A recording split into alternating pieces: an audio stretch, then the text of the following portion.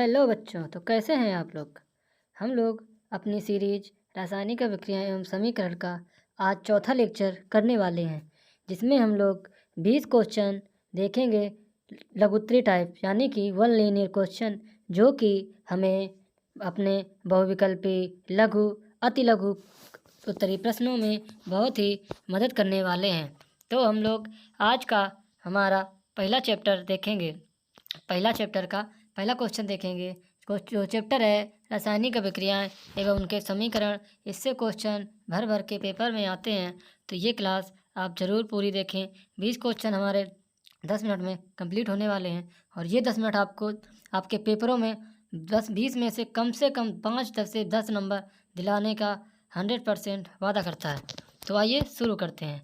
आज का हमारा पहला क्वेश्चन है, रासायनिक समीकरण में पदार्थों अणु के रूप में लिखे जाते हैं। रासायनिक समीकरण में क्या होता है, जो पदार्थ होते हैं उनको किस रूप में लिखा जाता है, अणु के रूप में लिखा जाता है। जैसे कि ये जो है रासायनिक समीकरण, पदार्थ को किसके रूप में लिखा है, अणु के रूप में। अणु का मतलब ये है कि मैग्नीशियम को हम Mg लिखते हैं, कॉपर को हम Cu लिखते हैं, ऑक्सीजन को हम लोग O लिखते हैं। ये हमारे रासायनिक समीकरण के उदाहरण हैं, समझा। नेक्स्ट जो है हमारा, अभिकारकों को सदैव बाईं ओर और उत्पाद को दाईं ओर लिखा जाता है। इसके बारे में हम डिस्कस कर चुके हैं कि ये जो एरो का चिन्ह या फिर बराबर का चिन्ह किसी अभिक्रिया में दिखता है, तो ये जो एरो का चिन्ह होता है, इसके जो बाईं ओर में लेफ्ट साइड में हमारे अभिकारक होते हैं और राइट साइड में हमारे उत्पाद होते हैं। तो इसमें हमारा बोल रहा है अभिकारकों को सदैव किस ओर, बाईं ओर। देख रहे हैं, बाईं ओर अभिकारक यानी लेफ्ट हैंड पे, और उत्पाद को हमेशा राइट हैंड पर लिखा जाता है। ये अभिक्रिया का एक नियम होता है। नेक्स्ट जो हमारा है तीसरा, अभिकारकों और उत्पादों के बीच या तो इक्वल का निशान लगाते हैं। किसका निशान लगाते हैं, इक्वल का मतलब ये जो इक्वलिटी मतलब बराबर का निशान लगाते हैं, या फिर इस एरो को लगाते हैं। किसके बीच, अभिकारक और उत्पाद। ये जो हमारे अभिकारक हैं, ये उत्पाद हैं, ये जब किसी अभिक्रिया में भाग लेते हैं तो इनके बीच या तो एरो का चिन्ह लगता है या तो इक्वल का चिन्ह लगता है। आई बात समझ में। नेक्स्ट जो हमारा है क्वेश्चन नंबर 4, रासायनिक समीकरण के बाईं ओर तथा दाईं ओर प्रत्येक तत्व के परमाणुओं की संख्या कैसी होनी चाहिए, बराबर होनी चाहिए। कैसी होनी चाहिए, बराबर होनी चाहिए। यानी कि जो अभिक्रिया, ये अभिक्रिया है, इसके बाईं ओर तथा दाईं ओर, ये जो हमारा बाईं ओर दाईं ओर दिख रहा है आपको, ये हमारा राइट हैंड है, कौन सा हैंड है, और ये हमारा लेफ्ट हैंड है। अब इधर देखें, Fe का यहाँ 2 परमाणु हैं, तो यहाँ पे Fe के कितने, 2 ही परमाणु हैं, ठीक है। और यहाँ पे O3 है, मतलब और ऑक्सीजन के 3 परमाणु हैं, तो यहाँ पे भी ऑक्सीजन के कितने परमाणु होने चाहिए, 3 परमाणु होने चाहिए। यहाँ 2Al है, तो यहाँ पे भी Al2 2 हो गया है। यानी कि ये हमारी विक्रिया कैसी है, बैलेंस है। कैसी है, बैलेंस है, यानी कि left hand into right hand equal है, क्या, परमाणु इनके इक्वल हैं। नेक्स्ट जो हमारा है, ऐसी क्रियाएं जिसमें, कैसी क्रियाएं, ऐसी क्रियाएं जिसमें क्या हो, जिसमें एक या एक से अधिक, कितने, एक या एक से क्या हो, अधिक हो, या तो एक हो या एक से अधिक पदार्थों में उपस्थित परमाणुओं के पुनर्गठन के फलस्वरूप नए पदार्थ का निर्माण होता है।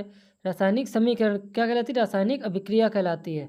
इसको दोबारा समझेंगे कि ऐसी क्रियाएं, जो क्रियाएं जिसमें एक या एक से अधिक पदार्थों में उपस्थित परमाणुओं के पुनर्गठन के फलस्वरूप नए पदार्थ का निर्माण होता है। पुनर्गठन का मतलब जुड़ने से, मिलने से जो नया पदार्थ बनता है, ऐसे निर्माण को हम क्या बोलते हैं, रासायनिक अभिक्रिया बोलते हैं। क्या बोलेंगे, रासायनिक अभिक्रिया बोलेंगे। क्या बोलेंगे, रासायनिक अभिक्रिया। नेक्स्ट जो हमारा क्वेश्चन नंबर 6 बोलता है कि संयोजन एवं योगात्मक अभिक्रिया में 2 या 2 से अधिक पदार्थ मिलकर कितने पदार्थों का निर्माण करते हैं, केवल और केवल एक पदार्थ का निर्माण करेंगे। कितने पदार्थ का, एक ही पदार्थ का निर्माण करेंगे। ऐसी अभिक्रियाएं क्या कहलाती हैं, या तो संयोजन अभिक्रिया कहलाएगी या तो योगात्मक अभिक्रिया कहलाएगी।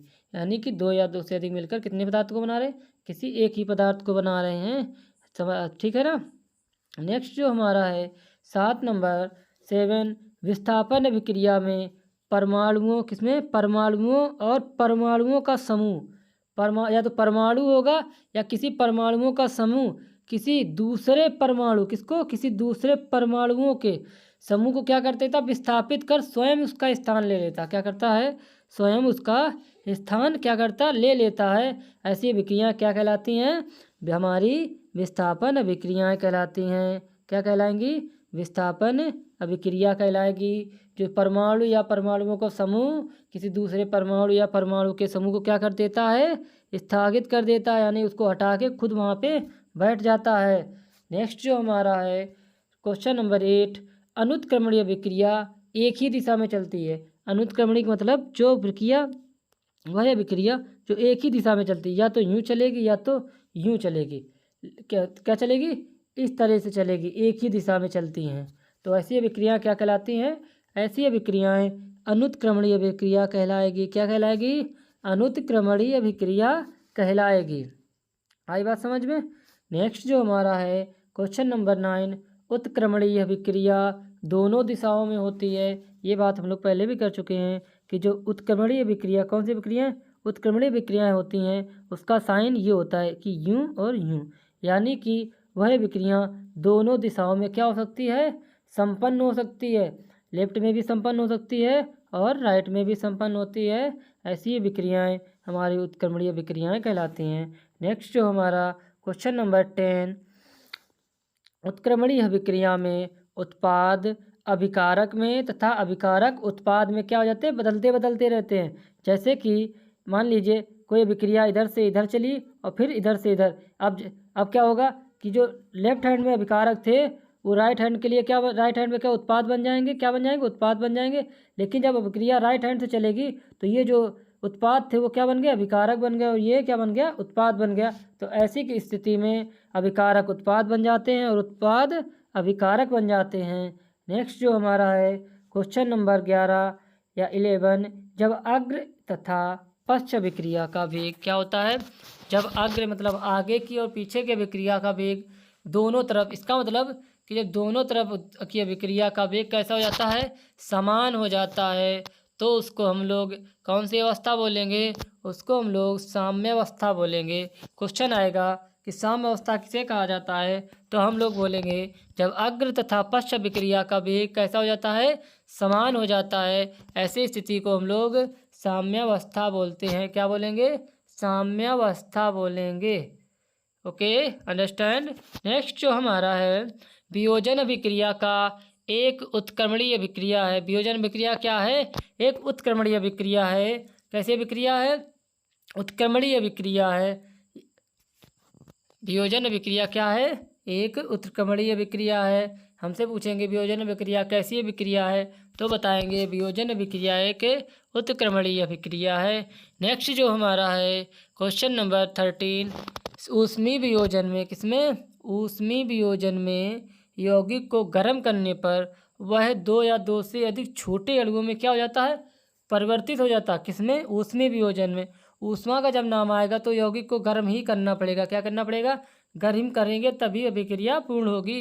तो कितने भागों में टूट जाती है, दो या दो से अधिक छोटे छोटे भागों में क्या हो जाती है, अणुओं में परिवर्तित हो जाती है। क्या हो जाती है, परिवर्तित हो जाती है। ऐसी अभिक्रिया को क्या बोलेंगे, ऐसी अभिक्रिया को हम लोग ऊष्मीय वियोजन बोलेंगे। नेक्स्ट जो हमारा है क्वेश्चन नंबर 14, आयनिक वियोजन में, किसमें, आयनिक वियोजन में संयोजक यौगिक को जब जल में क्या किया जाता है, घोला जाता है। किसमें घोला जाता है, जल में घोला जाता है, तो वह धनायन और ऋणायन में क्या हो जाता है, विभक्त हो जाता है। आयनिक मतलब आयन, आयनिक मतलब ही क्या, आयनिक का मतलब होता है आयन, आयनिक का मतलब आयन। जब आयनिक देखेंगे तो आयन देखेंगे। जब यौगिक को गर्म किया जाता है या गर्म जल में घोला जाता है तो वह धनायन और ऋणायन में क्या होता है, टूट जाता है, विभक्त हो जाता है। ऐसी अभिक्रिया या ऐसा अवस्था वियोजन अभिक्रिया कहलाती है। आयनिक वियोजन, कौन सा वियोजन, आयनिक वियोजन कहलाएगा। क्या कहलाएगा, आयनिक वियोजन कहलाएगा। नेक्स्ट जो हमारा है क्वेश्चन नंबर 15, अपघटन अभिक्रिया एक कैसी अभिक्रिया है, अनुत्क्रमणीय अभिक्रिया है। कौन सी अभिक्रिया है, अनुत्क्रमणीय अभिक्रिया हो जाएगी। कौन सी विक्रिया, अनुत्क्रमणीय विक्रिया हो जाएगी। कौन सी विक्रिया हो जाएगी, अनुत्क्रमणीय विक्रिया हो जाएगी। नेक्स्ट जो है क्वेश्चन नंबर 16, वियोजन अभिक्रिया में पदार्थ के ताप, दाब आदि परिवर्तन करने पर दो या दो से अधिक पदार्थों में क्या हो जाता है, टूट जाता है। क्या होगा, टूट जाएगा। कितने भागों में, दो या दो से अधिक पदार्थ में टूट जाता। क्या, वियोजन अभिक्रिया में जब पदार्थ के ताप और दाब में क्या किया जाता है, परिवर्तन किया जाता है, तो वह क्या हो जाता है, दो या दो से अधिक पदार्थों में टूट जाता है। नेक्स्ट जो हमारा है क्वेश्चन नंबर 17, वियोजन अभिक्रिया में कारण हटा देने पर पुनः अपने मूल रूप में आ जाता है। क्या हो जाता है, मूल रूप में आ जाएगा। मतलब यदि ताप दाब उसका वापस उसी स्थिति में ला दें पुनः, तो वह क्या हो जाएगा, वह अपने पुनः मूल रूप में आ जाएगा। किस रूप में आ जाएगा, मूल रूप में आ जाएगा। ऐसी अभिक्रिया क्या कहलाएंगी, वियोजन अभिक्रिया में कारण हटा देने पर वह अपने मूल रूप में क्या हो जाती है, आ जाती है। नेक्स्ट जो हमारा है क्वेश्चन नंबर 18 बोलता है, अपघटन अभिक्रिया में एक कितना बड़ा, एक बड़ा यौगिक, कितना, एक जो बड़ा यौगिक होता है, वह कारक, कौन से कारकों द्वारा, वह कारक कौन कौन से होते हैं, ऊष्मा, दाब, विद्युत, ये सब क्या होते हैं, हमारे वह कारक होते हैं। ऊष्मा और विद्युत की उपस्थिति में दो या दो से अधिक, कितने, दो या दो से अधिक कि कौन से पदार्थ, अवयवी घटकों में, किसमें, अवयवी घटकों में क्या हो जाता है, विभक्त हो जाता है। ऐसी अभिक्रिया अपघटन अभिक्रिया कहलाती है। पूछेंगे अपघटन अभिक्रिया में क्या होता है, तो बताएंगे अपघटन अभिक्रिया में एक बड़ा यौगिक क्या होगा, एक बड़ा यौगिक, एक बड़ा यौगिक क्या हो जाएगी, वह कारकों जैसे ऊष्मा विद्युत की कारण उपस्थिति में दो या दो से अधिक अवयवी घटकों में टूट या विभक्त हो जाता है। ऐसी अभिक्रिया हमारी अपघटन अभिक्रिया कहलाती है। नेक्स्ट जो है हमारा आज का second last question, question number 19, अपघटन अभिक्रिया में कौन सी अभिक्रिया, अपघटन अभिक्रिया में वह कारक हटाने पर पुनः अपने मूल रूप में नहीं आता है। उसमें आता था, इसमें नहीं आता। वियोजन अभिक्रिया में अगर कारण हटा दें तो अपने मूल रूप में आ जाएगा, लेकिन अपघटन अभिक्रिया में यदि कारण हटाओगे तब भी यह अपने मूल रूप में नहीं आएगा।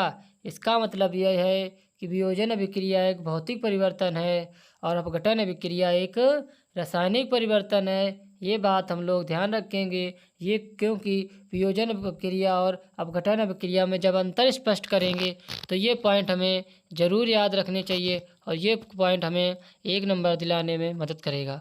नेक्स्ट जो हमारा है आज का लास्ट क्वेश्चन, क्वेश्चन नंबर 20, ऊष्मीय अपघटन में जब पदार्थ को ऊष्मा दी जाती है, किसको, पदार्थ को क्या दिया जाता है, ऊष्मा दी जाती है, तो वह दो या दो से अधिक छोटे यौगिकों में टूट जाता है। किस में टूट जाता है, छोटे यौगिकों में टूट जाता है। क्या हो जाता है, टूट जाता है। किस में, ऊष्मीय अपघटन में।